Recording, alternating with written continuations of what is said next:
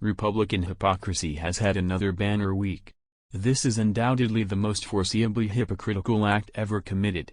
The proponents of big government is evil are congratulating themselves on the advancements in their home states and congressional districts brought about by legislation they screamed against and opposed in Congress.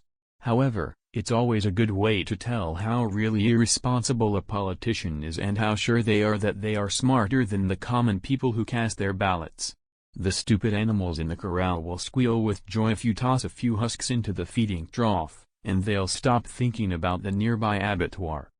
This exercise had a wonderful week. Here is Senator Tommy Tuberville, our 4th and 20th, praising the undeniable benefits of increased broadband availability. Business Insider says. Senator Tommy Tuberville, a Republican from Alabama, rejoiced on Tuesday that his state will receive $1.4 billion in federal assistance to increase internet access nationwide. Alabama receives more support from the program than all but 6 states, at $1.4 billion. In 2021, Tuberville joined the majority of Senate Republicans in opposing the bipartisan infrastructure law, claiming that his state needs a robust investment in real infrastructure but that the legislation is loaded with giveaways to big cities and pet projects that have little to do with real infrastructure. I've said all along I'd be for a bill that invests every penny of every dollar in improvements to our roads, bridges, waterways, and rural broadband, Tuberville said at the time. Unfortunately, Democrats have missed an opportunity to deliver the bill that the American people truly need. Okay, Tuberville is a rookie at this. Maybe Senator John Cornyn, Republican of Texas, is a little bit less crude and obvious about it. Wait. Nope. From the Dallas Morning News. In a statement at the time, Cornyn praised his colleagues for their work on the bill. There's no doubt the nation's transportation and digital infrastructure need improvements, and Texas stands to benefit once this bill becomes law, he said. But he objected to its impact on the federal budget deficit and the lack of an amendment he offered that would have allowed states and local governments more flexibility in using pandemic-related relief money. It isn't paid for, will add too much to the debt, and was rushed through the Senate in a week's time without adequate debate or input, Cornyn said of the bill. There are ways to bluff your way past this obvious embarrassment without embarrassing yourself further.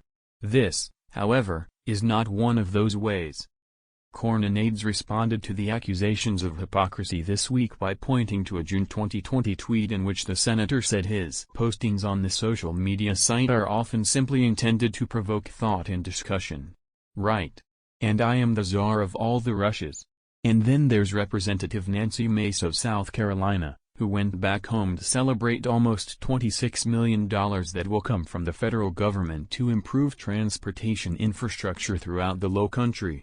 From News 2 in Charleston.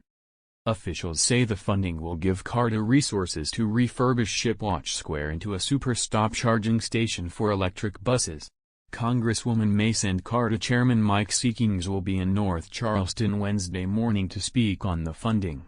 Chairman of the Charleston County Democrat Party, Sam Skardon, said Mace's appearance comes after the lawmaker from South Carolina voted against President Biden's bipartisan infrastructure law, which made the funding possible. It is important for every Lowcountry voter to know that not only did Rep.